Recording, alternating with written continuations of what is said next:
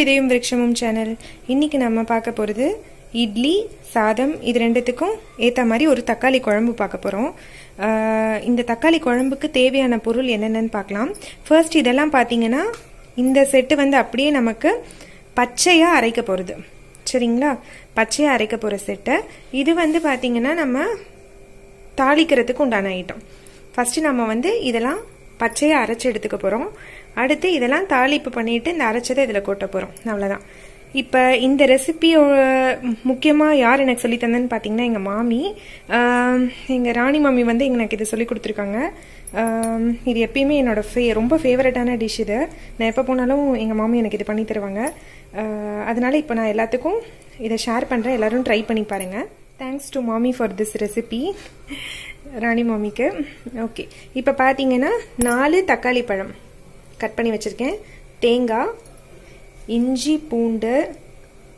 இன்றைக்கி எனக்கு உடைச்ச கடலை கிடைக்கல, பொட்டுக்கடலை, அதனால் நிலக்கடலை எடுத்திருக்கேன். கிராம்பு, பட்டை, லவங்கம் போட்டுக்க சொன்னாங்க. என்கிட்ட வந்து கிராம்பு, அந்த அன்னாசி மூக்கு கொஞ்சம் இருந்தது, ஸோ அதை மசாலாக்காக எடுத்திருக்கேன். சோம்பு ஒரு 7-8 மிளகு எடுத்திருக்கேன், பார்த்துக்கோங்க. இஞ்சி, பூண்டு, தக்காளி, தேங்காய், கடலை, சோம்பு, மிளகு, இந்த பட்டை கிராம்பு, இந்த காம்பினேஷன், பட்டை கிராம்போட காம்பினேஷன். இதெல்லாம் பச்சையாக அரைச்சிக்க போகிறோம். சரிங்களா, இப்போ வதக்கிறதுக்கு தாளிக்கிறதுக்கு கடுகு, உளுத்தம்பருப்பு, கடலைப்பருப்பு, சின்ன வெங்காயம் ஒரு 7-8 கொஞ்சம் சின்ன சின்னதாக கட் பண்ணி வச்சுருக்கேன். 3 பச்சை மிளகா, கருவேப்பிலை தாளிப்புக்கு. இது தாளிக்கிற ஐட்டம். இப்போ எப்படின்னு பார்க்கலாம். ஃபர்ஸ்ட் பச்சையை அரைச்சி எடுத்துக்கலாம் இந்த ஐட்டத்தை, அப்புறம் எப்படி தாளிப்பு பண்ணுறது. இட்லி சூடாக ரெடி ஆகிட்டு இருக்கு. இப்போ பச்சையை அரைக்க வேண்டியதெல்லாம் அரைச்சி எடுத்துட்டேன். நெக்ஸ்ட் தாளிக்கலாம். 2 டேபிள் ஸ்பூன் எண்ணெய் விட்டுருக்கேன், கடலை எண்ணெய். இதுக்கு எண்ணெய் காயிட்டும் கடுகு போட்டுக்கலாம்.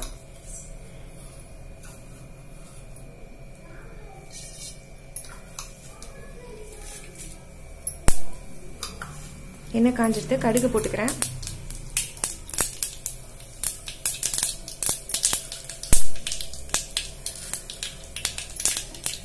இப்போ கடலைப்பருப்பு, உளுத்தம்பருப்பு,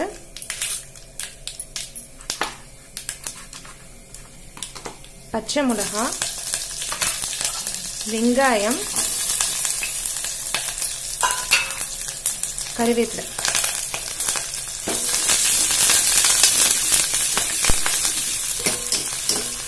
இது நல்லா வதங்கட்டும்.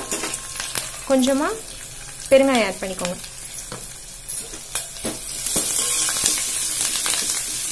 இது நல்லா வதங்கட்டும். இப்போ இதெல்லாம் வதங்கிடுச்சு. அரைச்சி விட்டுருக்க பேஸ்ட்டை விட்டுடலாம். கொஞ்சம் தண்ணி விட்டு விட்டுக்கோங்க.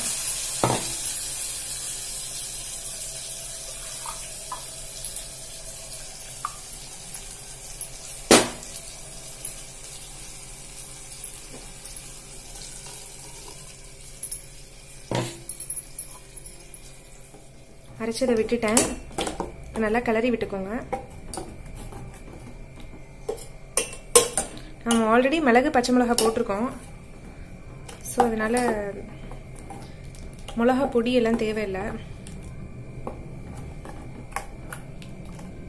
இப்போ இது நல்லா கொதி வரட்டும். இப்போ பார்த்தீங்கன்னா இது நல்லா கொதி வருது. பச்சை வாசனை ஃபுல்லாக போகட்டும். அதுக்கப்புறம் மல்லித்தழை தூவி இறக்கிடலாம்.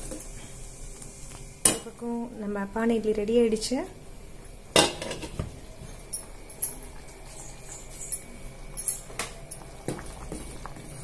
இன்னொரு பக்கம் சாம்பார் ரெடி ஆகிட்டு இருக்கு.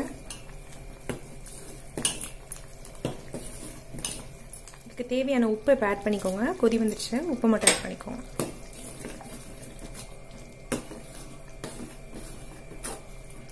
இது நல்லா கொதி வந்துருச்சு. மல்லித்தழை தூவி இறக்கிடலாம்.